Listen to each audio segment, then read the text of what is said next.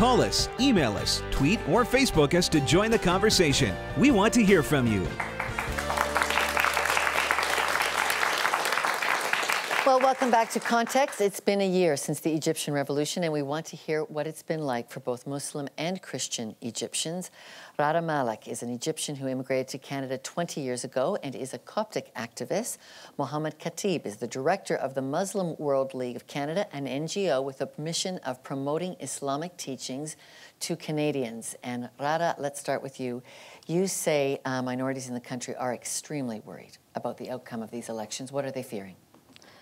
Lorna, if you think about the mainstream Muslims being scared of the future they're going to face because they know for sure they're losing their basic freedoms, what do you think Christians would feel where they know they're losing both their freedoms and rights? Christians have been discriminated against for, not only discriminated, but persecuted for centuries. And there's 15 million, which is a small minority in a large country. Muhammad, what would you say to that accusation? Is their fear ungrounded?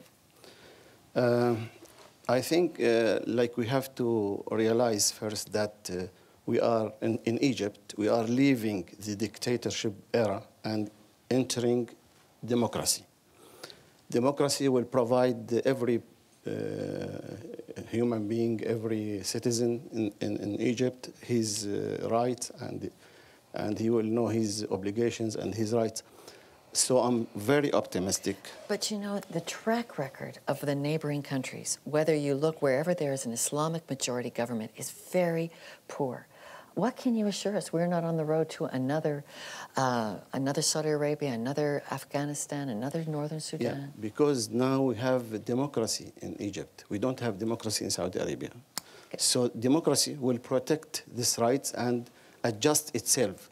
Like, okay, let's say those Islamist, not a good people, they will get one chance in democracy umbrella. They will get one chance.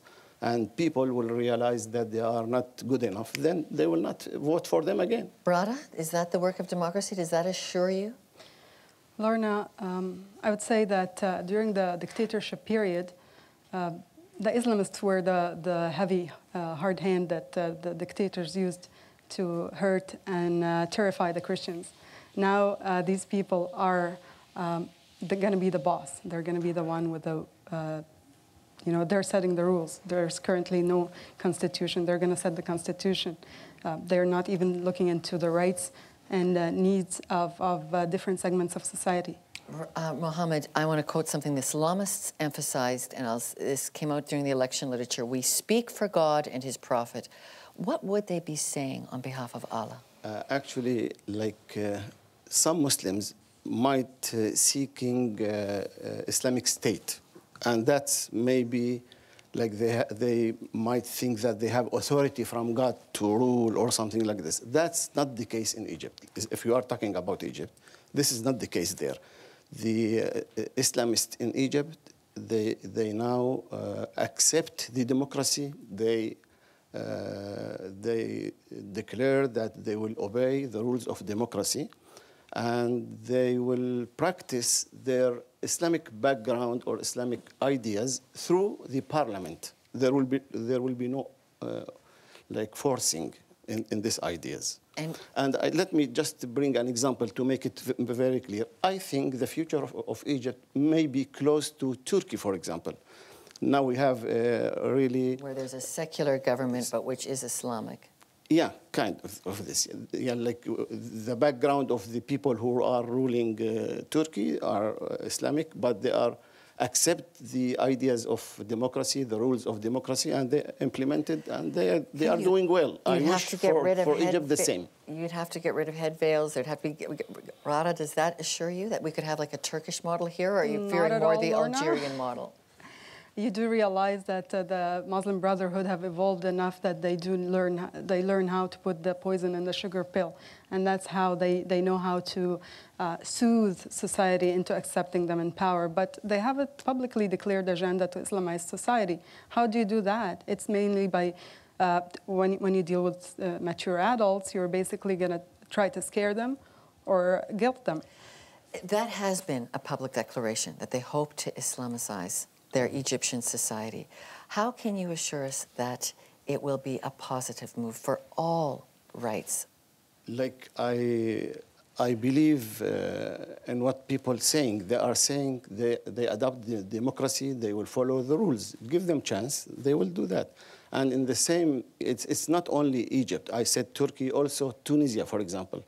The leader there, Ghannouchi, he said, they asked him, are you you will enforce Islamic ideas in your country? He said, we have 1 million people, they are all of them unemployment. I will not focus or ideas now, ideology. I'm focusing on finding job to those people. So I think the same. The focus now is the development, is the education, not the focus on Islamic matters. Why? Because the people of Egypt in general are religious people. I have been there last month. They are much more religious than they are we religious are here. already. Yes. They don't need more religious rules. They are already behaving very good as a religious side. They need democracy, and the Islamists adopt the democracy. All right. Well, time will tell, and Ghada, I know that doesn't assure you, but can I conclude with one quote from Mr. Mahdi Akif, who used to be the head of the Muslim Brotherhood in 2006, when he said, "To hell with Egypt, I'd rather have a Malaysian Muslim as my president than a non-Muslim Egyptian." All right. Well, now we want to know what you think. Can human rights thrive in a post-Mubarak society? What's your view on that? Send us your answers by phone, email. You can send us Twitter or a Facebook message, but we'd love to know what you think, so be part of the conversation.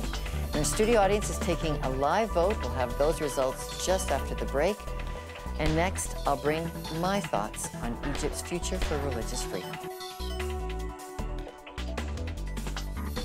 Are you planning to be in the Toronto area and want to watch a live taping of the show?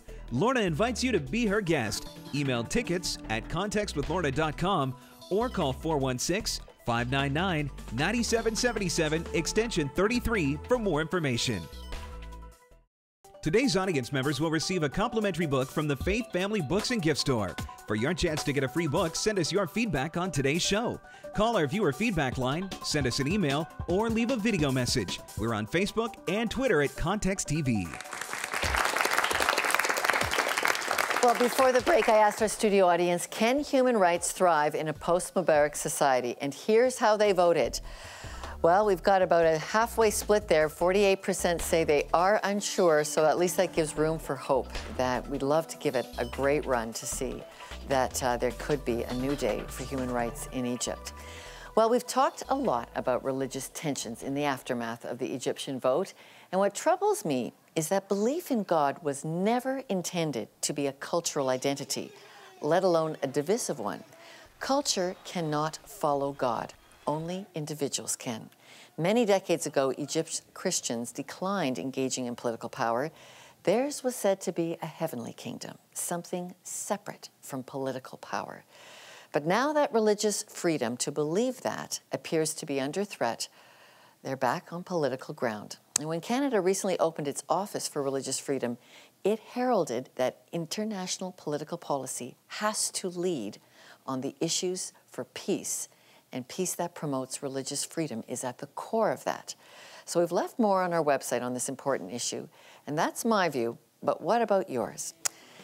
Write us, let us know your feedback, and we send a free book to just a random sample from our feedback in today's show. So call the viewer feedback line, send an email, leave a video message, and make your chance at letting your opinion be known and getting a free book. I'm Lorna Dueck. Thanks for watching Context. Join us next week as we explore life beyond the headlines.